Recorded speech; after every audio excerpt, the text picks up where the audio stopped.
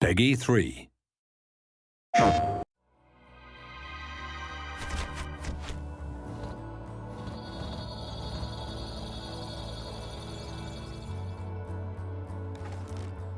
When we first found out about PlayStation 4 and the features of the platform, we were really pleasantly surprised that they completely synced up with what we had in mind for DriveClub. It was almost a perfect storm, if you like. We had this desire to return back to realistic racing.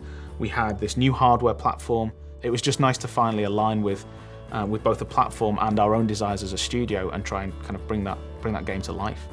One of the things that we really liked was this idea that this was for an integrated, social generation of gamer who are now used to immediacy, connectivity, and an untethered relationship with their video games, where they are in touch with those game worlds when they're on the bus, when they're at work, 24/7. We've taken everything that we've seen from the massive rise of social networks since the last console cycle, and really that's become a core pillar of what PlayStation 4 is all about.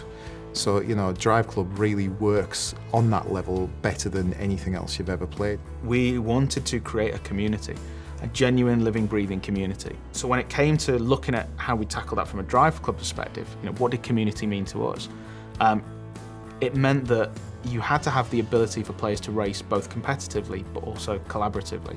And if they're going to collaborate, they've got to be together in a club. You know, they have to be a team of racers. Within DriveClub, there will be a range of social connections.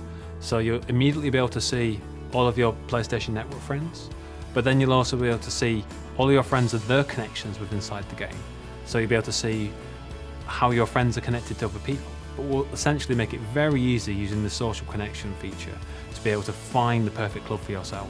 What we want to achieve with DriveClub is basically a game which transcends the standard racing experience. We want to make it so that it's motivated and driven by the community itself. So it's very much a case of players getting involved, creating their own events, and actually building a community around the tools that we offer them.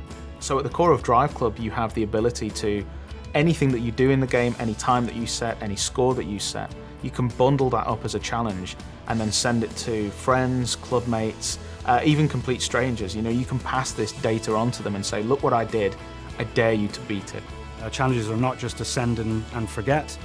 Basically, you're put into a leaderboard with those people, and so for the set duration of the time of the challenge, you can compete to sort of better yourself.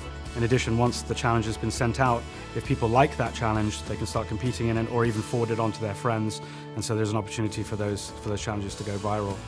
One of the key ways the PlayStation 4 really enhances the multiplayer experience in DriveClub is the fact that every single section of every one of our tracks, our real-world kind of breathtaking, beautiful vistas, has data that can be turned into challenges for the best times, the best drift settings, the best 0 to 60 records on every straight, on every bend, on every turn, every piece of camber, every surface type has data that can be turned into challenges which can then be sent to others. That's only achievable on this console with this brilliant new emphasis on connected gameplay. DriveClub isn't a professional racing series. This isn't Formula One or IndyCar or anything like that. This is just a bunch of people that love cars, that love racing, that want to compete together, collaborate together, that just want to turn up to a location and just put their tyres on the asphalt, you know? We want to make sure that, you know, irrespective of your level of skill, whether you're a hardcore racer or just casual racer, that you can pick up and play. But it has those layers of depth inside there, so if you are a skilled player, you can shave off those tenths of a seconds per lap. But if you are a casual player, you can pick it up and play and still post a good lap time. We want people to be able to pick up the car and go, this is fun, I can tell the difference between that car and get around this corner, look at me drift, isn't it brilliant? You know, we've just expanded the model to the point where it's easy access, but difficult to master. It's very much a case of everything that we do in this game is going to make the player feel cool. We want to actually make people understand the fact that this isn't a hardcore racer. It's not a simulation in any way, shape or form. It's about having fun in cars on very fast roads. And of course, you know, being able to actually send out that information and by cool videos, screenshots, and even sharing it to things like Ustream and the like is absolutely integral to that.